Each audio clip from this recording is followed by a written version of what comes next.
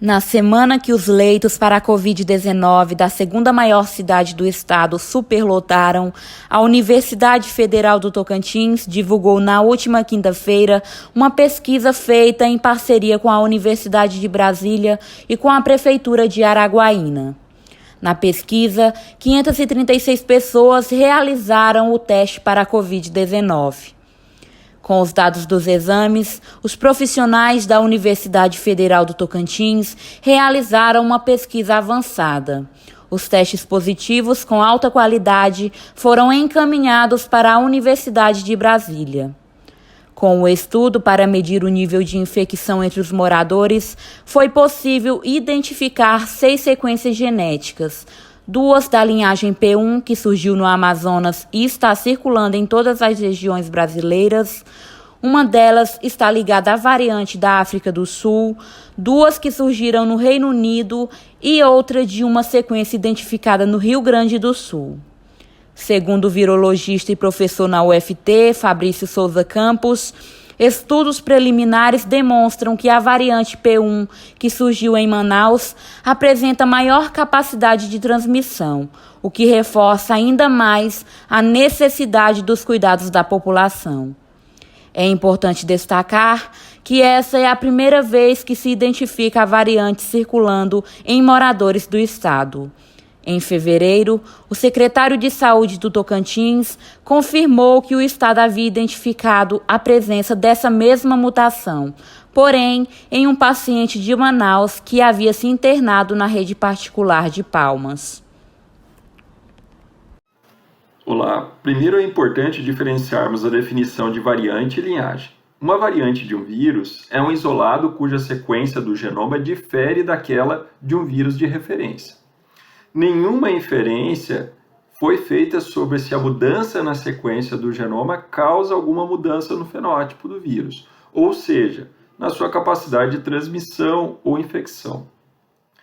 Todos os vírus fazem mutações, principalmente os vírus de RNA, embora os coronavírus possuem uma atividade de correção. Quando se fala uma nova linhagem, significa que houve um acúmulo de mutações suficientes nesse vírus para que ele se tornasse uma linhagem.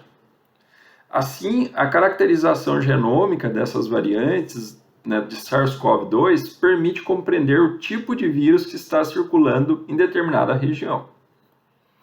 As variantes que circulam no Tocantins e foram detectadas por nós até o momento, elas são iguais às outras variantes detectadas em outros estados brasileiros. Entretanto, esse monitoramento ele é de extrema importância, pois se ficar provado que determinada variante é mais transmissível ou provoque um escape vacinal, medidas adicionais de controle devem ser implementadas, além do uso de vacinas que combatam especificamente tal variante.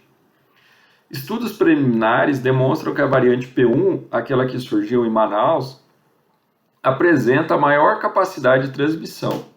Isso reforça, então, a necessidade dos cuidados básicos da população, como o uso de máscara, asepsia das mãos com álcool e o distanciamento físico.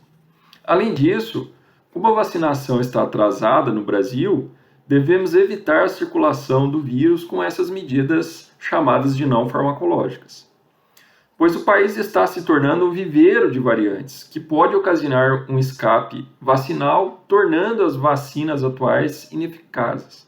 E isso a gente tem que evitar a qualquer custo. Nessa pesquisa, primeiro foi realizado o diagnóstico do SARS-CoV-2 em 500 moradores de Araguaína pelo professor José Carlos, da Universidade Federal do Norte Tocantins. Com os resultados das amostras positivas em mãos, a gente selecionou aquelas que apresentavam a maior carga viral e o sequenciamento foi feito no laboratório de baculovírus, coordenado pelo professor Bergman e com auxílio do professor Fernando na UNB. A partir de posse dos dados, então o Dr. Eric José, do Lab Vintec, do nosso laboratório, ele fez a análise e demonstrou a circulação, então, de 4 variantes diferentes nos 6 genomas de SARS-CoV-2 tocantinense.